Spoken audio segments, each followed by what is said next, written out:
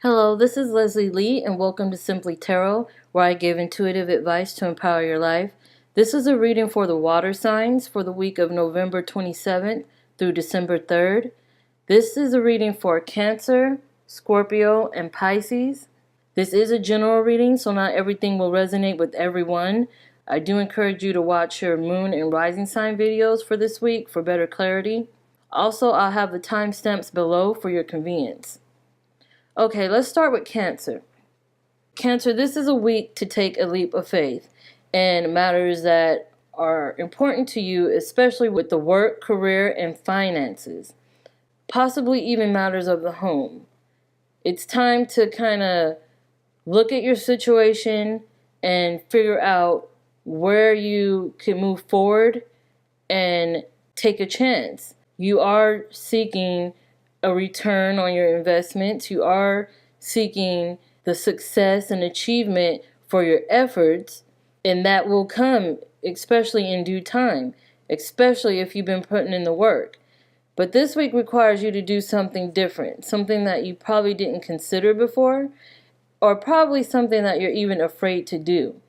Deep in your heart and your gut, with your intuition, you can possibly know that this is something you must do or something you should do. However, there is something that's keeping you back. But if it feels good to you, if it feels like it's the right thing for you, go for it. Take that leap, take that plunge, take that step. Go for what it is you want. Go after what it is you want to receive. Because the Seven of Pentacles says it's time for you to receive it. It's definitely time.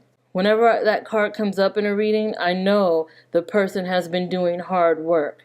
They've been putting in so much into whatever this is: career, finances, a project, home, a relationship. I mean, this is a general reading, so whatever is most prominent for you, I do feel like you've been putting in that work and you are waiting on your returns. This week you can very well see returns. You can very well see some of the return.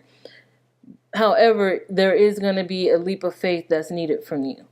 There is going to be an opportunity that presents itself that you may not be sure about, you may not be ready for, you may fear even, but that is an opportunity that you need to look deeper into, because that may be your leap of faith. That may be the opportunity you've been waiting for.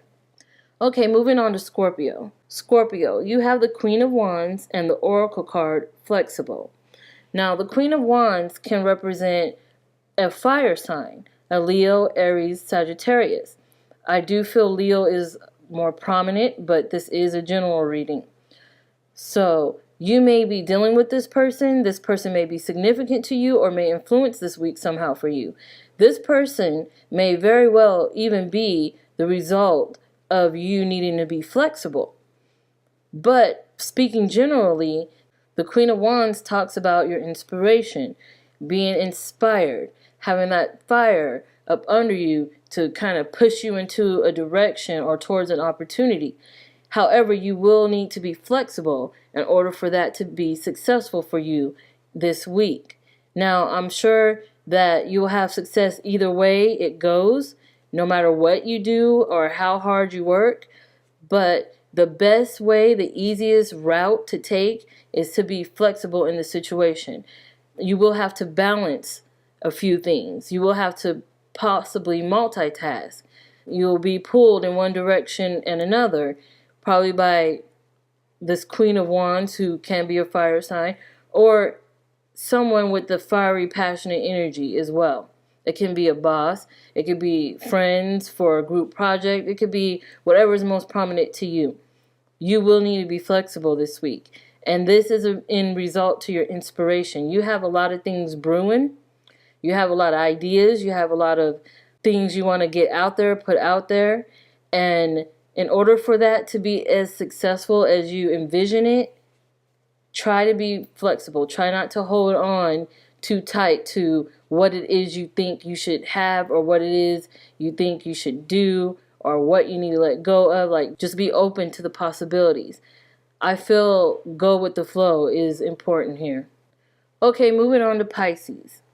Pisces, you have the moon and the oracle card chopped wood.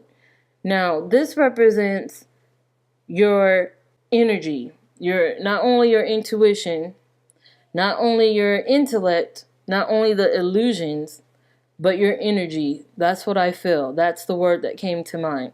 And this has to do with what you're putting in to your work, what you're putting in to your work, your job, your relationship, your money situation. You are putting in a lot and you're expecting a lot from that.